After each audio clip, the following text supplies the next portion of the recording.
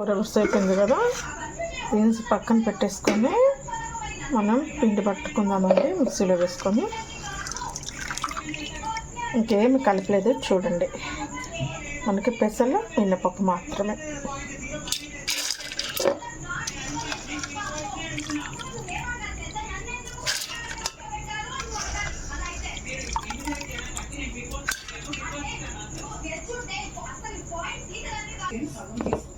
పిండి అయితే పట్టేసుకున్నాను, ఇలాగనమాట చూపిస్తున్నాను చూడండి. ఇలాగా దీంట్లో ఇంకా వాటర్ పోయకూడదు, ఇలాగే ఒక గిన్నెలో వేసుకొని పెట్టేసుకోవాలి.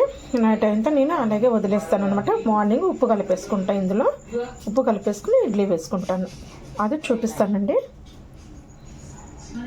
ఇప్పుడు ఈ పిండిని మనం రుబ్బుకునే పిండిని ఒక గిన్నెలో వేసుకుందాము, సరేనా.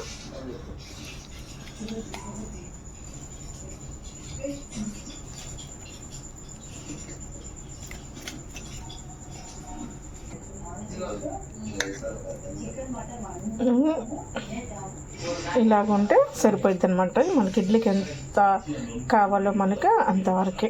చూస్తున్నారు కదా, ఇలాగా బాగా పొంగిపోయింది కదా. నైట్ అంతా ఉంచితే అప్పుడు మనం ఉప్పు కలుపుకోవాలి. ఎక్కువ కూడా కలుపుకోవద్దండి, గట్టిగా మనం ఇడ్లీ పిండికి అయితే ఎలా కలుపుకుంటామో అలా కలపకూడదు. మామూలుగా అలకాక కలుపుకోవాలన్నమాట, తేలిగ్గా కలుపుకోవాలి, ఓకేనా. రేపు ఇడ్లీ చేసే ముందు ఉప్పు ఎలా కలుపుకోవాలి, ఎలాగ పొంగిద్దో అప్పుడు చూపిస్తాను, ఓకేనండి. ఇది మార్నింగ్ చూపిస్తున్నానండి.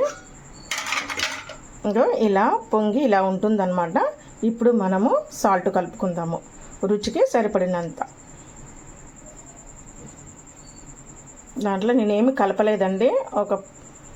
ఒక డబ్బా మినప్పప్పు, ఒక డబ్బా పెసలు కలుపుకున్నాను అంతే, ఓకేనా. మీరు కూడా ఇలాగే చేసుకోండి. ఇప్పుడు మనం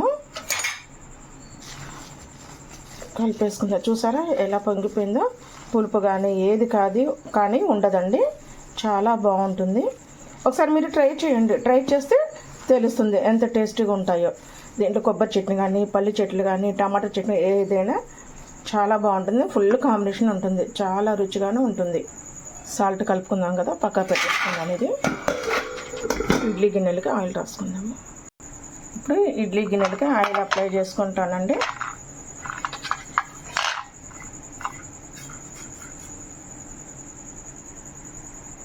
గిన్నెలకు ఆయిల్ రాసుకుందాం కదా, ఆయిల్కి బదులు బటర్ కానీ నెయ్యి కానీ రాసుకోవచ్చు అనమాట. నేనైతే ఆయిల్ రాసుకున్నాను. పిల్లలు పెట్టేటప్పుడు నెయ్యి అప్లై చేస్తే సరిపోతుంది.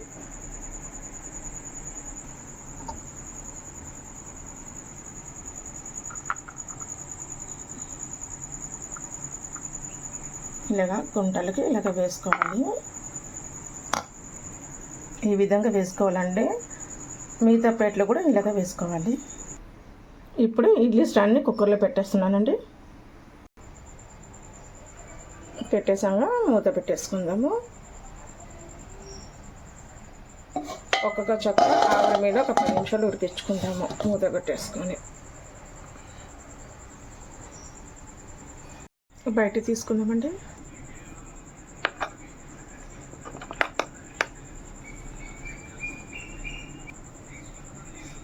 ఇలా వచ్చేస్తాయి అన్నమాట. అలాగే ఇంకోటి కూడా తీసేస్తాము.